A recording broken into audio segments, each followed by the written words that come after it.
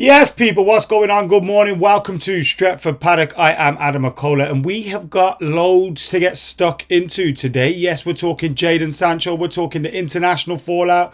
We're talking plenty more here on Stretford, Paddock. But before we get stuck into all of that, let me ask you lot for a little favour. We've recently hit around just over 710,000, 715,000 subscribers. We want to get to 750,000 ASAP. And we can only do that with your help.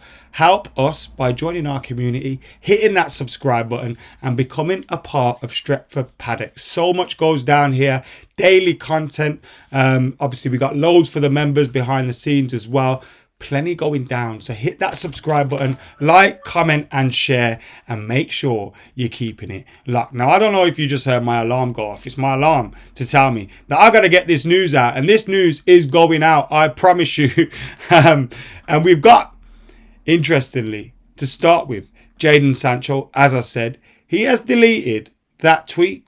Yes, he has deleted the tweet which was questioning Erik Ten Hag. Now, I don't know if you saw Uncensored with myself and Jay, but we were discussing our right-wing situation, and I put out a little bit of a PSA to Jadon Sancho saying, come on, delete the tweet. Now, I'm not saying that worked. I'm not saying Jadon Sancho watched Uncensored with me and Jay and then thought, you know what, I better delete the tweet. These two lads sound like they know what they're doing.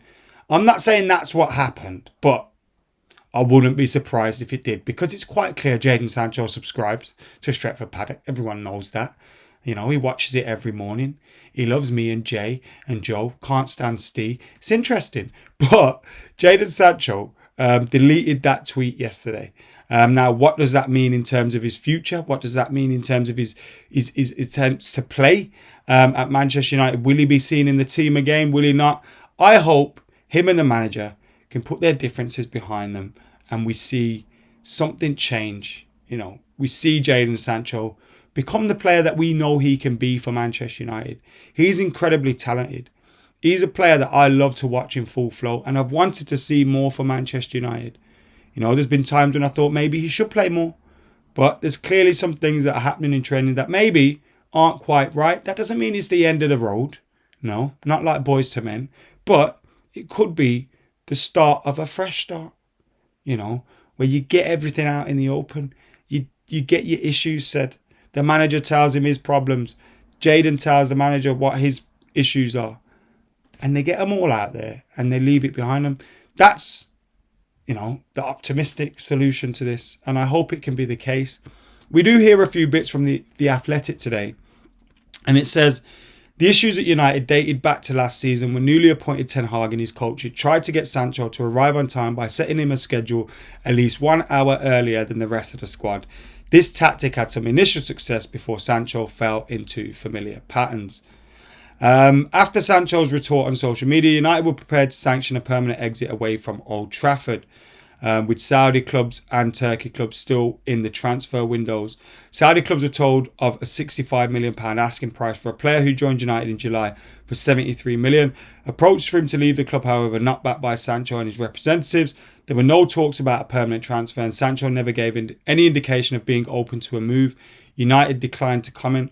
Instead of any potential journey east, Sancho headed west, boarding a flight from Manchester to New York last Wednesday, 24 hours before the transfer window in Saudi Arabia closed. There were no talks with Ten Hag before he granted time off to players such as Sancho, who were not required at international duty. Sancho was seen being pictured at birthday party for NBA basketball star John Wall.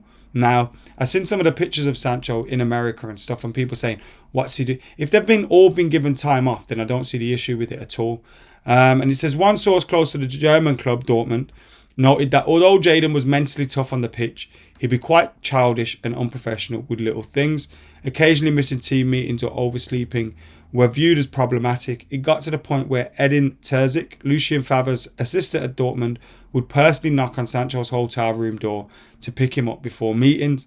When Terzic was placed in temporary charge in December 2020, he instructed staff members to pay special attention to Sancho. Sancho's fitness improved and he was brilliant in his final months for the club under Terzic. Terzic deliberately put Sancho together with newly signed Erling Haaland, then 19, hoping his professionalism would rub off on him. Look, I don't understand why these things are coming out now when they could have came out ages ago. But anyway, well, I do understand why they're coming out now because, you know, there's a story there. But anyway, Jadon Sancho needs to buckle up. He needs to sort his shit out. Hopefully this can be the point that happens. But if it continues as it has done, you know, the manager can't accept any of that. Just can't accept any of that simply, can he? Moving on. Gareth Southgate has been... He's got to be one of the most idiotic managers ever. But anyway, he's come out and said he has condemned the ridiculous treatment of Harry Maguire, saying the criticism the defender has faced is a joke. I've never known a player treated the way he is. He's been an absolute stalwart for us in the second most successful England team for decades. He's been an absolute key part of that. Every time he goes on the field, our own commentators, pundits, or whatever it is, they've created something that's beyond anything I've ever... Bruv, are you stupid? David Beckham had effigies hung of him. Do you not remember what happened to David Beckham? And in fact, you're talking about pundits and stuff, yeah? The pundits brown-nosed the hell out of Harry Maguire. They skirt over lots of his mistakes. They pretend he's amazing. Harry Maguire's got most of these pundits in his back pockets doing his bidding. The facts are he's not good enough. Those are the facts. You still pick him. If you want him to be taken out of the firing line, why are you still picking him? He doesn't play for his club. Why should he play for his country? It doesn't make no sense. You said about Phil Foden doesn't play through the centre for his country, for his club. So why would I play him through the centre for England? Harry Maguire doesn't play anywhere for Man United. So why would you play him for England? Anyway, I don't care about England, but this manager is just mental. And to act like there isn't an issue with Harry Maguire. Harry Maguire, look, I don't boo him. And I don't think he deserves any of the abuse that he gets. But criticism about his performances, criticism about him as a footballer, fair game. Because he's not good enough. And he plays for Man United and England. Like, and to say you've never seen it before. I've seen plenty worse. Phil Neville, David Beckham. Like, what are you talking? Gareth Southgate is an idiot. He is an idiot. But yeah, I think Harry Maguire could help himself sometimes by being a bit more self-aware of the situation and not talking out his arsehole as if he's Paolo Maldini. But anyway, Gareth, why are we talking about Gareth Southgate on today's news? I don't want to talk about that. Manchester United have confirmed their new front shirt sponsors for the 24-25 season. They are going to be Snapdragon. We went to Snapdragon Stadium in San Diego. If this means we're going to go back to San Diego, I'm all for it. Apart from that, couldn't care less.